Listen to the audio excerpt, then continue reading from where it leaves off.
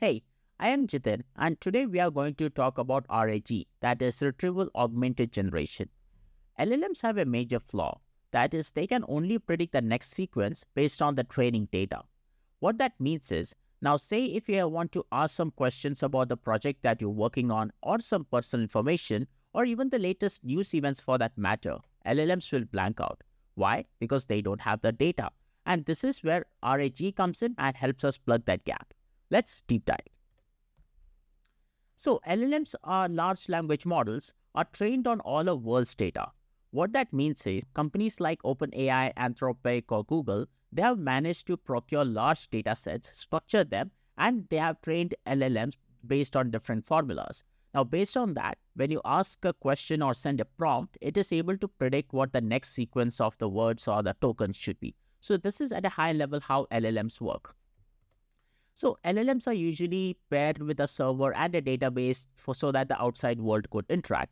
So we usually interact with an LLM either using an API or an user interface. And at some level, whether it is a user interface or a chatbot, both are using API to some extent to talk to an LLM. Let's look at an example. Say you are an user and you want to ask a question, or let's say you tell me about Roman Empire. Now the information about this is quite public, like history, books or whatnot. And because the LLM is already trained on this, it is able to answer this question very confidently. But what happens when you ask some work-related stuff? Hey, what's the status of my project?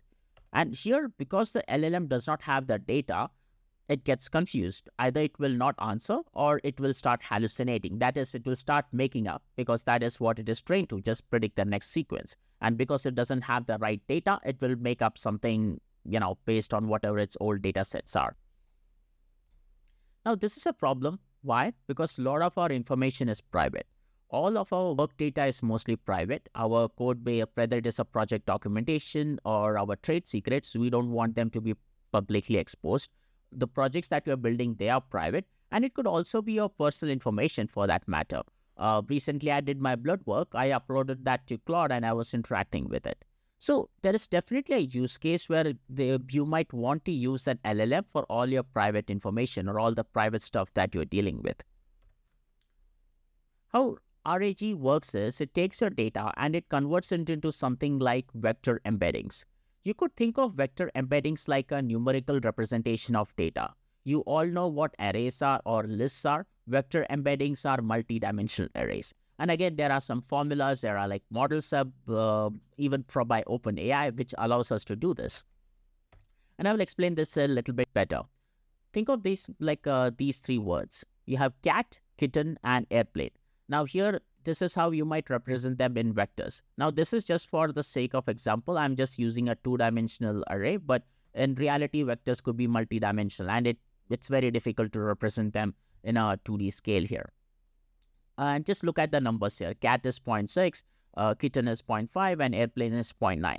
Now, once you've converted them to vectors, you could use some mathematical formulas and predict which words are closer to each other. And that is the key ingredient or the secret of how RAG works. Now, for example, let's say if you have a blog post or you have a database which has all the information of cats. Now, when you're asking some, let's say, question about kitten, it can convert it to vectors and you can predict or you can calculate that, let's say, the vector representation of kitten is much closer to that of cat. Even though note that you're asking something about kitten, you're not asking something about cat. But because these are converted to vectors, it's much easier to calculate the distance and predict, oh yeah, these two words are together. Maybe there is some information in my cat database which could be useful for kitten. So this is essentially the secret sauce of RAG. And as you can see here, airplane, which has 0.9, the distance is far away. So you know airplane does not translate to anything related to cat or kitten or nothing in this category, right? And so we just extend this to our model and we'll see how that magic happens here. So again, going back to the previous step, we take the data, we convert them to vector embeddings, and we could use models by OpenAI like ADA models, or I think now the latest one is just called embedding model 3 or something like that. We convert them to embeddings, then we store them in the database, and then like next what we do here is when we are sending the prompt, We convert that prompt to its vector representation, and then we find the vectors which are similar to this, and then we retrieve the information that we could work with.